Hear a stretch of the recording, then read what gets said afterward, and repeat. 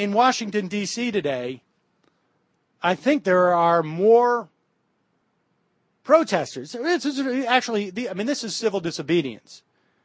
We're going to see more people get themselves arrested peacefully.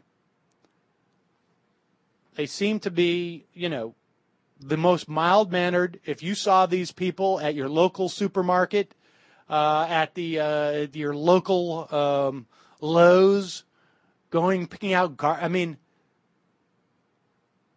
the video is up. They are protesting and sending a message to President Obama, who has the ability to stop this Keystone pipeline from the tar sands in Alberta, Canada, down to the Gulf of Mexico. People have a problem with this because the first Keystone pipeline has already leaked, I think, multiple times over the past year. Certainly over a dozen times. It's polluted one river, is my understanding. This is even worse on two levels. One, because the material that will flow through this pipeline is not a pure oil. It is incredibly viscous. It is incredibly corrosive. It needs to be heated through the entire pipeline so that it will flow through and not jam up.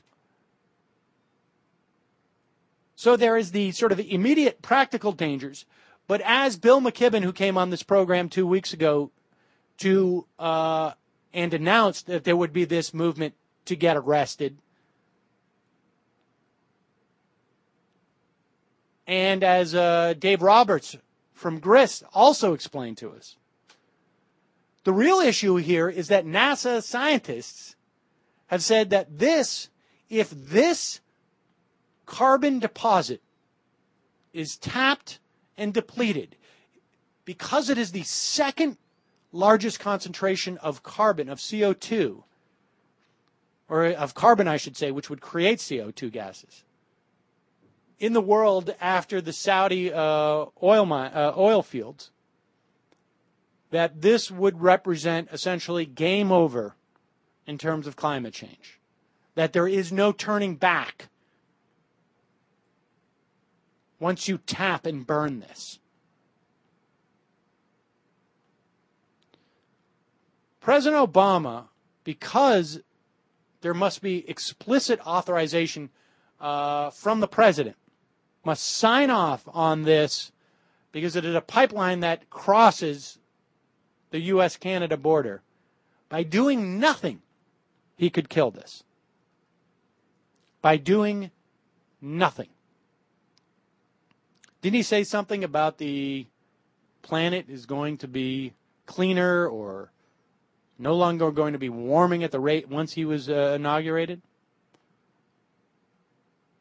I accept, on some level, that he does not have full responsibility, or if you want, even the majority of responsibility for not getting any climate change regulation passed. I accept the fact that there are whack-a-job Republicans in the Congress who are constantly attacking the EPA. But you cannot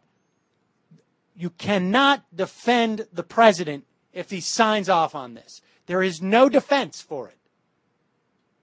None.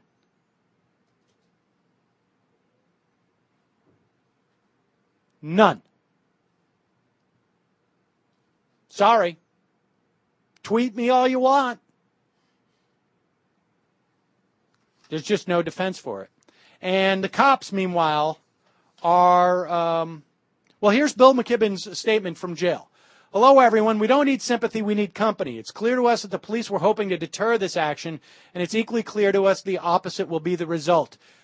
Apparently, the standard operating procedure in situations like this, because this happens not all the time, but with some... this is not a completely earth-shattering occasion where people get themselves arrested in front of the White House.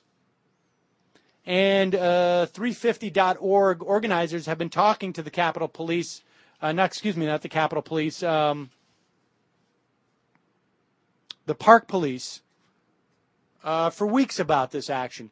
Generally what happens is they arrest you, they give you a $100 ticket, and then they release you.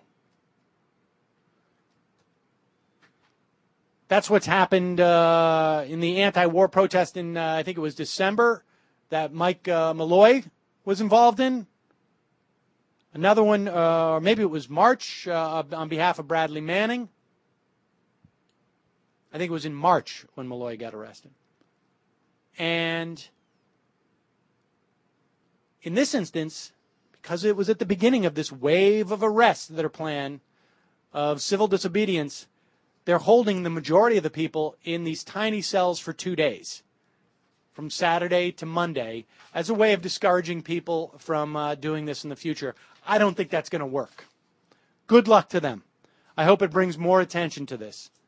You can go to tarsandsaction.org, tarsandsaction.org. We'll put a link up.